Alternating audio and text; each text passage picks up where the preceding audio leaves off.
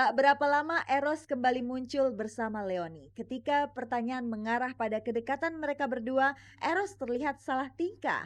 Namun Eros tidak membantah kalau Leoni sangat istimewa bagi Eros. Kalau memang udah cocok ya cocok aja. Jadi aku sama Leoni ngomongnya nyambung, cara, bercandanya nyambung, ya udah ya kita seneng aja. Kalau maksudnya kalau ketemu bareng jalan-jalan tuh, merupakan hiburan. Ketemu sama dia kan hiburan. Kalau sudah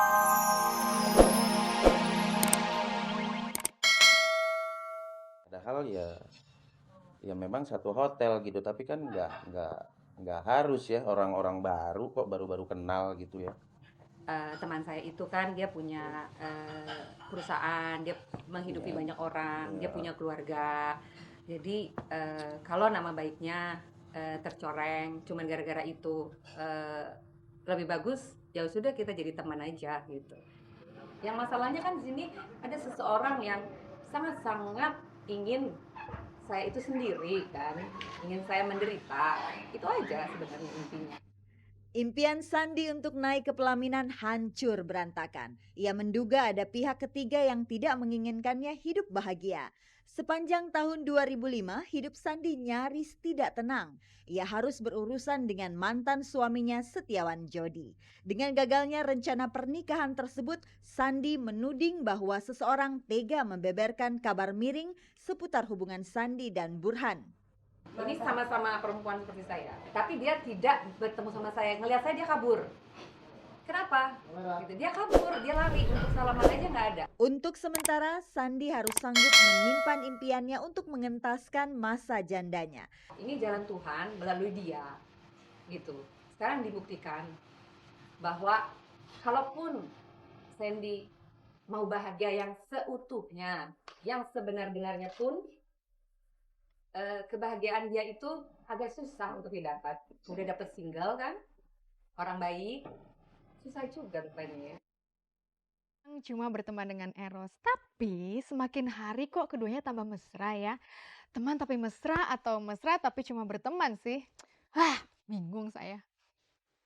Dan pemirsa, lain lagi dengan gosip kedekatan Linda Rahman dengan Taufik Hidayat yang berujung pada kasus hutang piutang.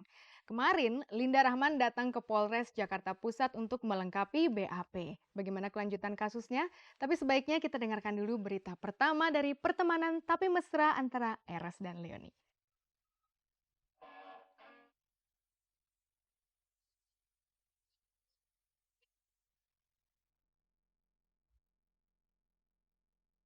Pada tayangan Gospot hari Jumat kemarin, Leoni tidak membantah kalau ia dan Eros memang sempat pergi nonton berdua di malam tahun baru.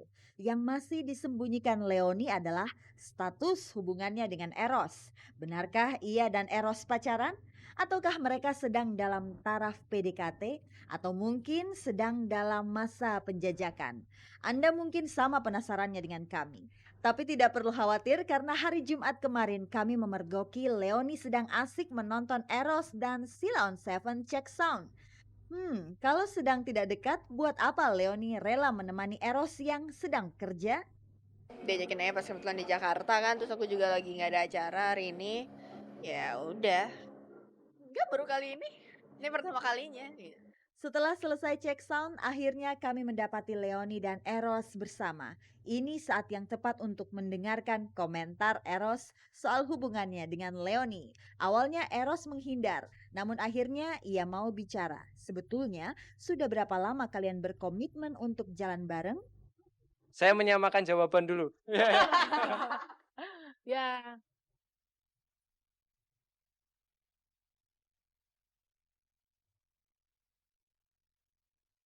Tak berapa lama Eros kembali muncul bersama Leoni. Ketika pertanyaan mengarah pada kedekatan mereka berdua, Eros terlihat salah tingkah. Namun Eros tidak membantah kalau Leoni sangat istimewa bagi Eros. Kalau memang udah cocok ya cocok aja. Jadi aku sama Leoni ngomongnya nyambung, cara, bercandanya nyambung, ya udah ya kita seneng aja. Kalau maksudnya kalau ketemu bareng jalan-jalan tuh, merupakan hiburan. Ketemu sama dia kan hiburan. Kalau sudah cocok berarti chemistry-nya sudah ada kan? Itu loh debar-debar asmara yang sulit diuraikan dengan kata-kata. Yang tiba-tiba hadir kalau sedang kasmaran. Kelihatannya gimana? Gini loh, Mbak, ya Leoni masih SMP, saya juga masih SMA, jadi kan ya nantilah mikirnya kayak gitu yang serius ya. Ya, Ya kita jalanin dulu aja. Aku juga masih ada tanah sampai segala macam kan. Jadi serius, serius. masuk kuliah, Mukanya masuk serius, kuliah, mukanya masuk serius. kuliah, masuk kuliah. Aku takut papaku marah.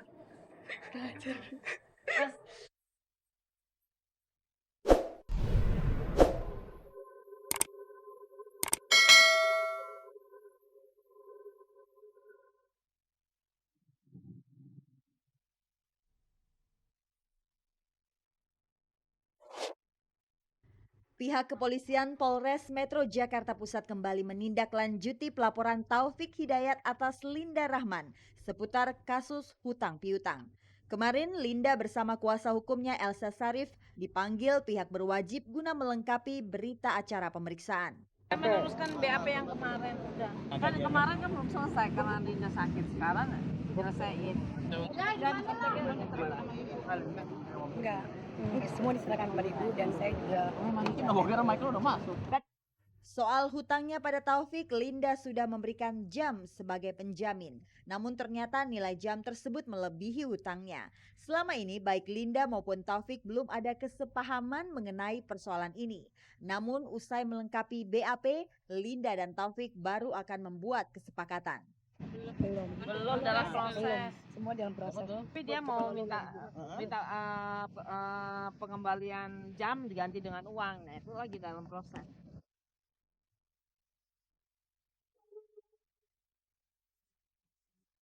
Berani berbuat, berani bertanggung jawab. Itulah jiwa sportivitas. Pemirsa, kalau Anda penggemar hal-hal yang unik, misalnya profesi unik, hobi unik, manusia dan binatang yang unik, perhatikan baik-baik pengumuman berikut ini. Mulai hari ini, setiap hari Sabtu jam 3 sore di RCTI ada tayangan baru berjudul Unik. Acara ini akan dibawakan oleh teman lama Gospot, Irfan Hakim. Ngomong-ngomong, Irfan juga punya koleksi barang-barang unik di rumahnya. Bahkan agak sedikit aneh buat bujangan seperti Irfan. Benda apakah yang dikoleksi Irfan? Kita saksikan saja liputannya, ini dia.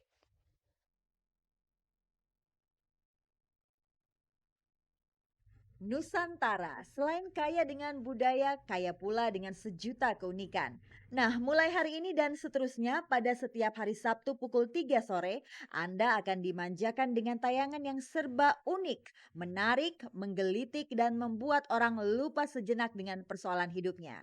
Anda mau lihat Hercules dari Buleleng, atau gadis kecil berambut terkuat, atau cara memanggil buaya? Nantikan tayangannya sore nanti. Tayangan bertajuk unik ini akan dipandu oleh presenter Irfan Hakim.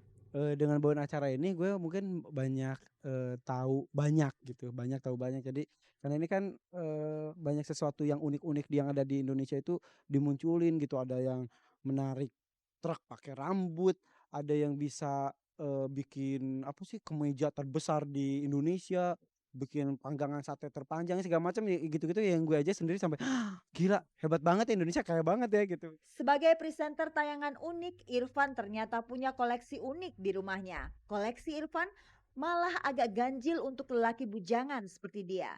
Anda mau tahu koleksi Irfan? Dengarkan saja penuturannya. Gue mungkin koleksi unik di rumah apa ya? Kondom. Gue koleksi kondom, maksudnya kondom yang bentuknya lucu-lucu. Jadi kan selama ini belum bisa memakai itu alat kontrasepsi, ya udah aku koleksi aja dulu. Jadi yang bentuk-bentuknya lucu, ada yang bentuknya jerapah, bentuknya kaktus, yang gitu-gitu gue koleksi di rumah. Dapatnya kalau aku pergi keluar atau ada teman-teman yang pergi keluar, aku nitip di sex shop gitu. Bujangan dan kondom.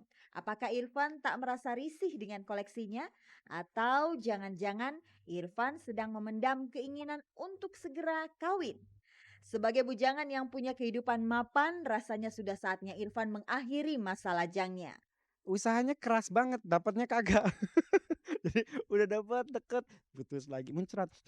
Dapat putus, dapat udah gitu putus lagi segala macam. Sekarang lagi masih mencari, soalnya kan gue bukan tahap mencari pacar lagi kan. Kalau mencari istri itu kayaknya harus beneran teliti. Cie. Nah, kalau sudah begini sebaiknya Irfan cepat-cepat cari istri. Jangan sampai Irfan masuk ke tayangan unik sebagai lelaki yang paling lama membujang. Pemirsa mau lihat yang unik-unik, saksikan Unik bersama saya Irfan Hakim di RCTI setiap hari Sabtu pukul 3 sore ya. Mulai tanggal 7 Januari. Pasti unik banget, seru banget, beneran. Sumpah.